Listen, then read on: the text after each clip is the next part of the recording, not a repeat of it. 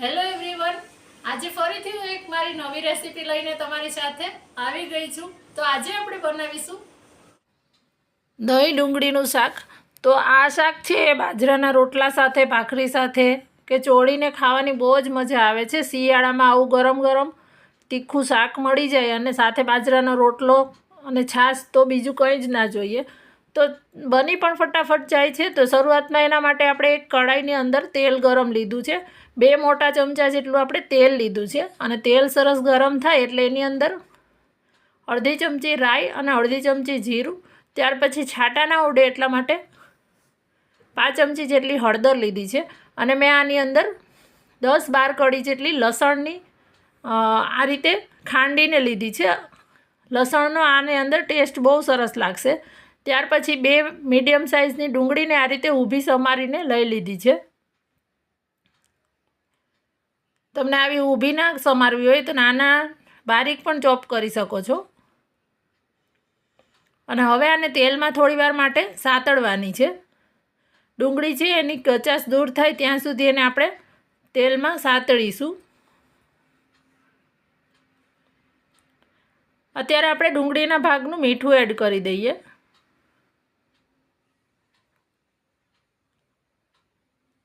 અને હવે મીઠું એડ કરવાથી ડુંગળીનું જે પાણી છે એ સરસ છૂટી જશે અને આપણી ડુંગળી છે એ તરત ચડી જશે.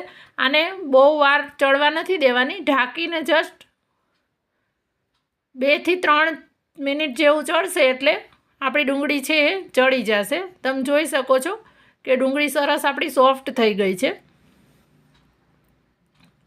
તો બસ આટલી વાર માટે જ આને ચડવા દેવાની છે. હવે આપણે ગેસની ફ્લેમ એકદમ મીડિયમ કરી નાખવાની છે.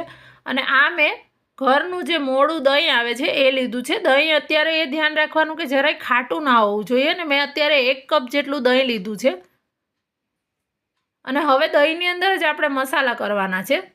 તો અત્યારે આપણે 1 મોટી ચમચી જેટલું ધાણા જીરું પાવડર લેવાનું છે.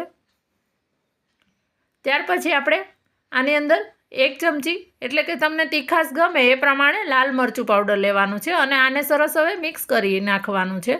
આ શાક છે એ રાજસ્થાની જે શાક બને છે એ રીતે છે. એ લોકો ત્યાં બનાવતા હોય છે. આ ઓથેન્ટિક કોઈ રેસીપી નથી, પણ ત્યાં બનતું હોય છે આ રાજસ્થાની આ દહીં ડુંગળીનું શાક.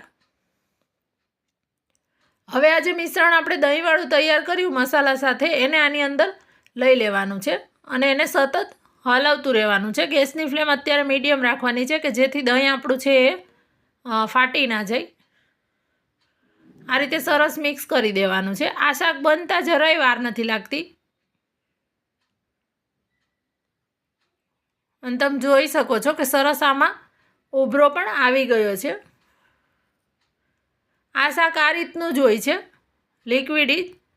હવે ઉપરથી ફ્રેશ આપણે કાપેલી કોથમીર એડ કરી દીધી છે. એક ઉભરો આવ્યા પછી ગેસ બંધ કરી દેવાનો છે.